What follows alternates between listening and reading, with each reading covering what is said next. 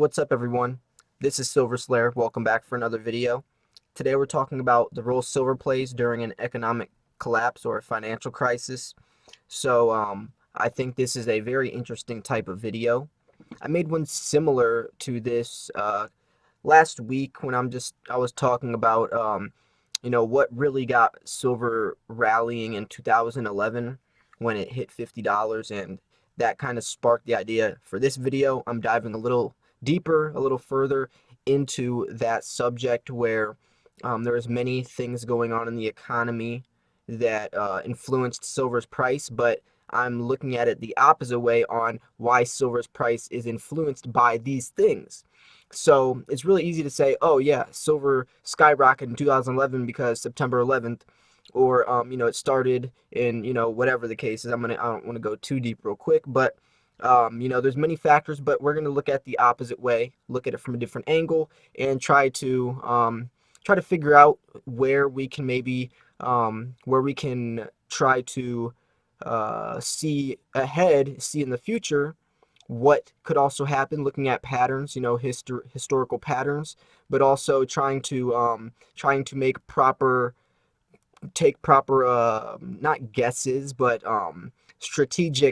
strategic outlooks and perspectives on what could cause silver to hit $50 again, or what should be in place for silver to ever appreciate. If you're looking at $100 silver, what factors play in society, in the economy, for this to happen, and why and when. So that's really the whole point of this video. Make sure to smash that thumbs up button if you find this video educational or informational, and I'd love to hear your opinions. Like I said, I'm not a financial expert, I'm not a financial advisor. I just share my opinions, my experience and journey through this. But so today we're talking about silver's role during an economic collapse. I think it brings a lot of security. It's a safety net for people in the economy. When you're looking at SHTF or any type of really scary situation where there's a lot of confusion, there's no really sense of security even with the government. People are scared of banks. They're scared of stocks, digital stuff. Anything can be shut down. Banks can be closed. You might not be able to access your money. So people turn to precious metals. It's a safe investment with intrinsic value. It has actual value in itself, and you can hold it in your hand. No, you physically own it. It's not like if all your money's in a bank or in the stocks, and the power shuts off. We're not even that far ahead. Even if banks are closed or you can't access your account, people freeze their accounts or the banks freeze your account, you can't access it. Even going as far as cryptocurrency. That scares people, that whole mind state. Even if it never happens, it's still the possibility of it being relevant where people get scared. I've been like that as well. That's one of the key reasons I started investing in precious metals, was for more of the prepper mind state, and then I started to realize plenty of more benefits that it has. But that's a huge influence on silver stacking, is the attainability of owning precious metals in your the physical asset, the physical bullion. So if I'm looking at it like that, then there's a huge advantage compared to other investments, not even looking at a trading or bartering type of investment, but any investment including stocks, cryptocurrency, ETFs, options markets. So what caused silver to boom in 2011? Well, obviously there was a huge economic scare starting from the early 2000s, Y2K, stock markets, a lot of scare in the economy, what's going on with not only the government but politics. A lot of fear, 2012, the world's going to end, but everything started, especially around 2011 or September 11th, scared the economy. People drive their money into silver and gold. That's why. So silver plays a huge safety net for people. It's just how history shows. Even when you see a lot of silver purchasing, especially when there's presidential elections coming up, or anything with any type of economic scare, people turn to that. In financial crises, if people are scared of the banks or something happens, they always turn to precious metals. That's just how it is. So looking at that, The role silver plays is much bigger than just people buying, people just saying, oh, they want to put their money in something that keeps its value with intrinsic value.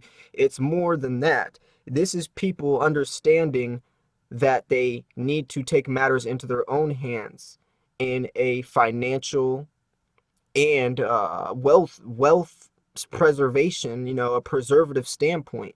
And if people can see this not only from an economic scare to make them jump this gun or make them finally, find this asset, it can really be beneficial. What if people started realizing that we are $23 trillion in debt, that we are always in a financial crisis?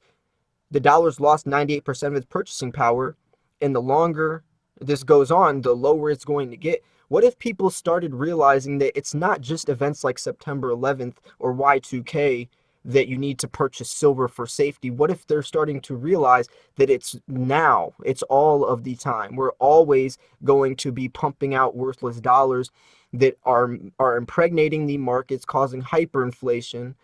It's not just inflation, it's hyperinflation on a larger scale than people even fathom. If people start realizing this idea, more people, more than ever, will start buying silver and gold. People started doing this with Bitcoin and cryptocurrency because it was a decentralized asset that stores all of its transactions on a public database. People loved that. I loved that. My wallet's stored offline, so even if, Coinbase shuts down, I still own my Bitcoin, and the only way to get my Bitcoin is by taking my private key, which is written on a piece of paper inside my safe. You can't even duplicate Exodus because the private key, which is 14 words right on a piece of paper, cannot be duplicated on even another laptop. So even if someone hacked me, they can't get my funds. So that idea, from a decentralized standpoint, there's no central bank in charge. There's no bank of Bitcoin. It's it's decentralized where everyone is in charge on their own public servers. A decentralized bank where everyone has to vote if there's going to be a new change on the platform or on the server. People like that. Same goes for silver and gold. Same goes for precious metals.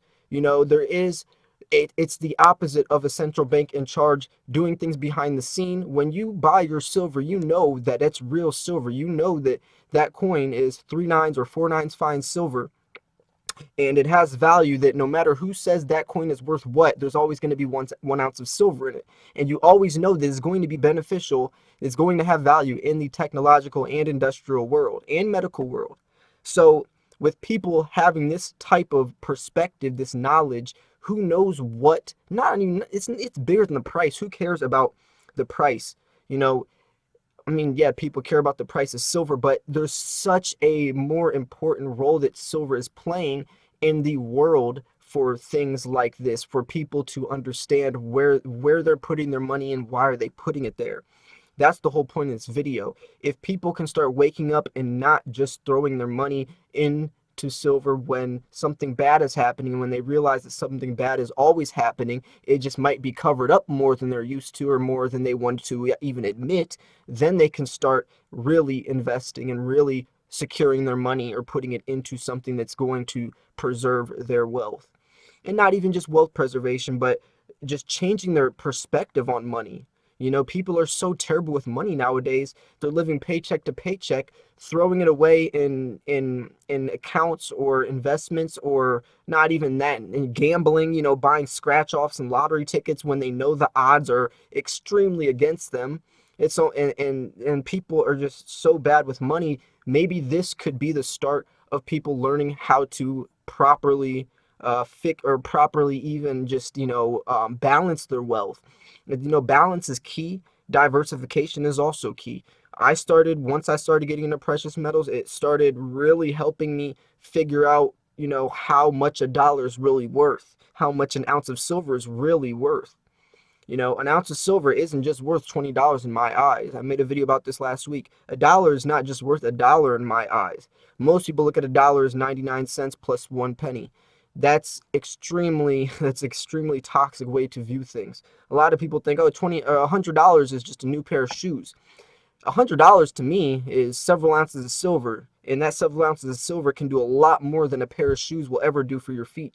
And once you start to really see the world in the perspective of a silver stacker, you're at a much higher advantage to succeed, not only financially but also in the economy. And you're way far ahead of 99% of the world. Even if you own 1 ounce of silver, you are much wealthier than 99% of the world ever will be.